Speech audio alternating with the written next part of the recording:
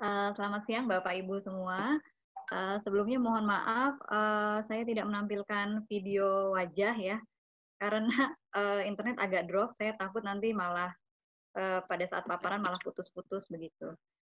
Jadi saya akan share screen materi saya, namun mohon bantuan bagi tim admin untuk menunjukkan timer ya, sehingga saya bisa lihat timernya sudah berapa lama berjalan.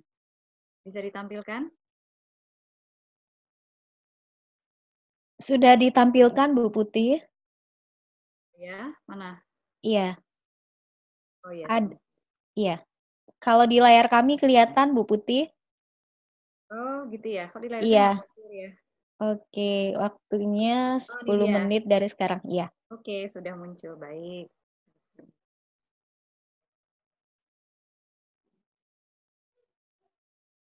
Ya, selamat siang Bapak Ibu, apa kabar ya?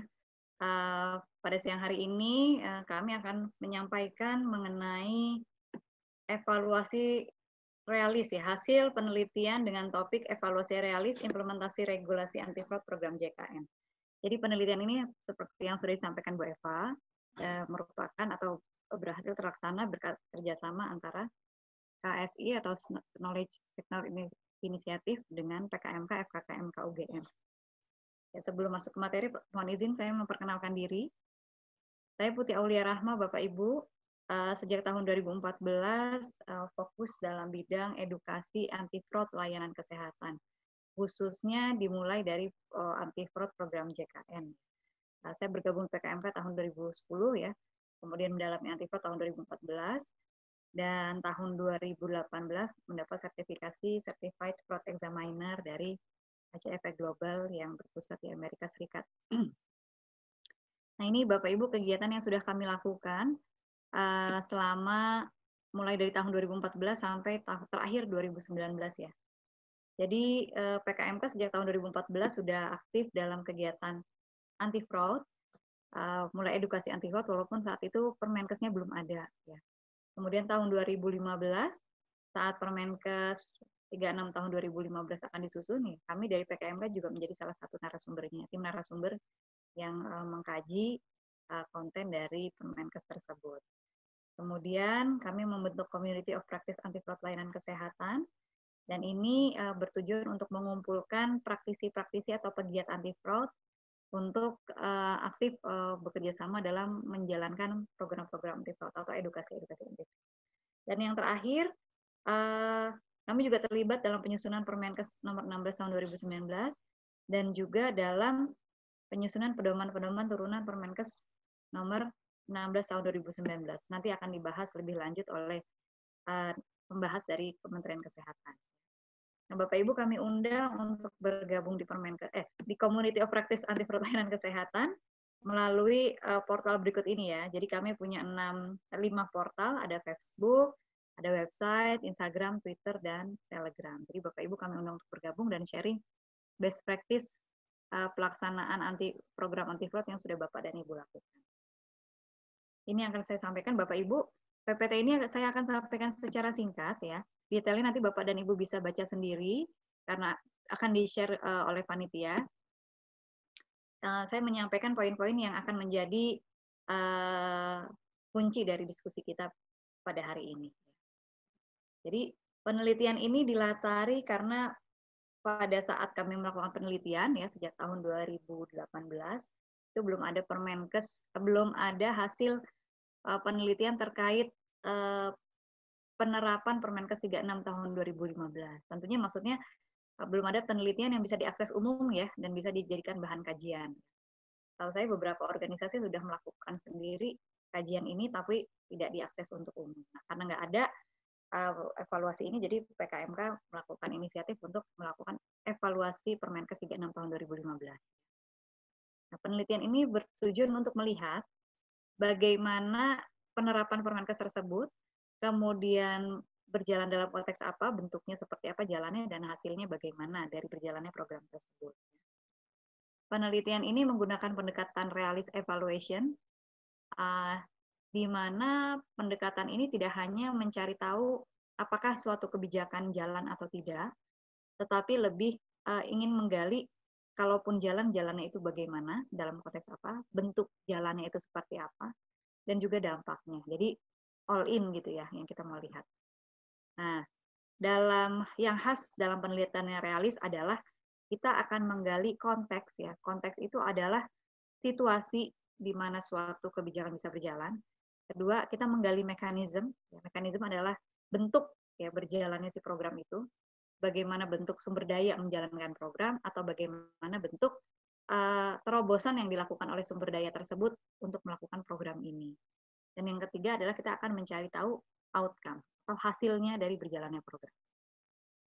Penelitian sejatinya diselenggarakan di 13 provinsi di Indonesia, salah satunya nanti di Sumatera Barat ya.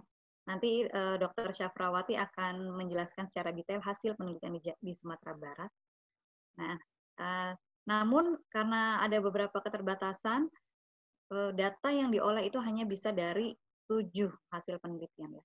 Dari Jawa Timur, Jawa Tengah, Jogja, Sumbar, Kaltim, Bengkulu, dan Sulawesi Selatan. Nah, hasil penelitiannya, nah Bapak Ibu nih, dalam penelitian realis kita juga menyajikan baik teori maupun hasil penelitian kita sajikan dalam bentuk konteks, mekanisme, dan outcome. Hasil penelitiannya kesimpulannya seperti ini. Intinya adalah di daerah ini belum ada kebijakan khusus anti fraud yang menyebabkan di masing-masing daerah tidak ada ya kepala-kepala organisasi ini tidak ada memberi arahan yang pasti kepada seluruh staf institusi dan tim anti fraud untuk menjalankan program-program pengendalian fraud. Dampaknya komponen-komponen program anti fraud yang sudah dijalankan berjalan tidak optimal ya. Jadi dalam Permenkes 36 tahun 2015 ini ada 4 komponen kebijakan yang harus dijalankan, yaitu penerapan kebijakan, pengembangan budaya pencegahan, pengembangan pelayanan kesehatan berorientasi kendali mutu kendali biaya, dan pembentukan tim pencegahan kecurangan JKN. Nah, ini secara garis besar di sebagian besar daerah penelitian ini sudah jalan, tapi jalannya tidak optimal. Karena dari atasnya itu nggak ada kebijakan dan arahan khusus, ke bawah-bawahnya jadi karena arahannya tidak jelas, ya jadi programnya tidak berjalan optimal. Penyebabnya ada 2, kenapa berjalannya tidak optimal. Yang pertama adalah komitmen pengendalian fraud itu rendah, ya. Mulai dari pimpinan organisasi, ya, itu Kepala Dinas Kesehatan, FKTP, FTRTL, komitmennya rendah. Jadi katakanlah misalnya contohnya mereka membentuk sistem tim anti fraud itu karena disuruh BPJS untuk sekedar ada ya, belum optimal dijalankan melakukan tugas-tugas anti fraud yang seharusnya. Yang kedua, minimnya pengetahuan dan keterampilan teknis yang dimiliki oleh tim anti fraud itu sendiri ya. Jadi tim anti fraud dibentuk, di-SK-kan, tetapi ketika kita wawancara mereka sebagian besar daerah ini masih bilang kami nggak tahu apa yang harus kami lakukan. Mohon maaf. Nah, rekomendasi penelitian ini secara garis besar adalah karena masalahnya adalah tadi nggak ada kebijakan di daerah, maka kami rekomendasikan ada kebijakan daerah. Kemudian pimpinan berkomitmen untuk melakukan pencegahan anti fraud ya. Kemudian tim pencegahan kecurangan JKN dilatih ya, ditingkatkan kompetensinya sehingga dia bisa bekerja sesuai dengan amanat Permenkes 36 tahun 2015. Nah, namun tim di daerah ini nggak akan bisa berjalan tanpa ada rekomendasi, tanpa ada dukungan dari pemerintah pusat. Makanya selain kami rekomendasikan ke daerah, kami juga rekomendasikan pemerintah pusat untuk mendukung supaya program ini berjalan. Itu dengan cara sosialisasi lebih gencar terkait Permenkes 16 dan pedoman-pedoman teknisnya. Ini sepengetahuan kami, pedoman teknisnya sudah jadi ya, sudah ditandatangani, tapi kita menunggu kapan terbitnya. Mungkin nanti bisa dibahas oleh narasumber dari Kementerian Kesehatan. Kemudian mengaktifkan tim anti fraud tingkat pusat.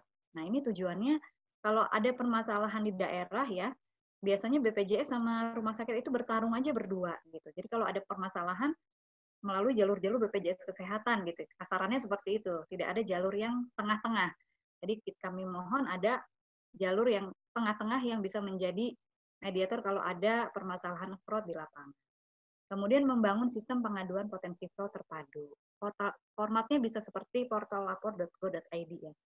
Tapi ini khusus untuk potensi fraud. Jadi kalau ada potensi fraud yang terdeteksi itu bisa ditangkap lebih dini. Nah, kemudian kita melakukan edukasi dan sosialisasi lebih masif kepada seluruh stakeholder yang terkait dalam penyelenggaraan program JKN, supaya mereka bisa lebih aware terhadap anti fraud gitu ya. Dan terakhir, menerapkan sanksi tegas kepada pelaku yang terbukti melakukan fraud. Nah, ini sanksi ini juga harus terkesan adil ya. Jangan hanya salah satu pihak saja. Selama ini kan memang karena potensi fraud paling besar itu dari Paskes, maka sanksi tegas hanya baru diarahkan ke Paskes. Prioritasnya baru ke Paskes. Tapi kami mendorong di masa-masa mendatang pelaku-pelaku yang terbukti melakukan fraud dari kalangan lain, misalnya pemberi kerja, peserta, ini diberikan sanksi tegas bila benar-benar melakukan fraud. Ini kita butuh dukungan dari pemerintah pusat supaya di daerah juga bisa berjalan. Demikian dari saya, Bapak dan Ibu, terima kasih atas perhatiannya. Bu Eva, terima kasih atas waktunya. Saya kembalikan ke Bu Eva. Selamat siang, Bapak Ibu.